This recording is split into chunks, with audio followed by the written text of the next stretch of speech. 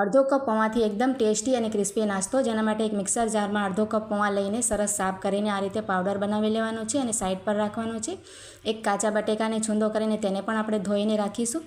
હવે એક કડાઈમાં 1 ચમચી તેલ ગરમ કરીને 5 ચમચી જેટલો જીરો અને તીખાશ માટે લીલા મરચાં, અડધો ચમચી ચીલી ફ્લેક્સ નાખીને આપણે અડધો કપ જેટલી દહીં કે છાશ ઉમેરી દઈશું. દહીં કે છાશ નાખવાથી નાસ્તો એકદમ સોફ્ટ બને છે. હવે સ્વાદ પ્રમાણે મીઠું, અડધી ચમચી કાળા મરીનો પાવડર અને 5 ચમચી ગરમ મસાલો નાખી દઈશું. બટેકાનો છૂંદો કરેલો નાખી દઈશું અને મિક્સ કરી લઈશું. જેના સમાયેલા ધાણા એડ કરીને ઉકળે એટલે આપણે જે પૌવા પીસીને રાખ્યા છે તેને સાથે 2 ચમચી જેટલું બેસન એડ કરીને આ રીતે સરસ બાઇન્ડિંગ થઈ જાય એ રીતે આપણે તેને કૂક કરી લઈશું. હવે એક થાળીને ગ્રીસ કરીને જે આપણે મિશ્રણ તૈયાર કર્યો છે તેને સરસ શેપ આપી દઈશું અને તેને સેટ થવા દઈશું. અને સેટ થઈ જાય એટલે આ રીતે પીસેસ ટ્રાયેંગલના કરી લઈશું.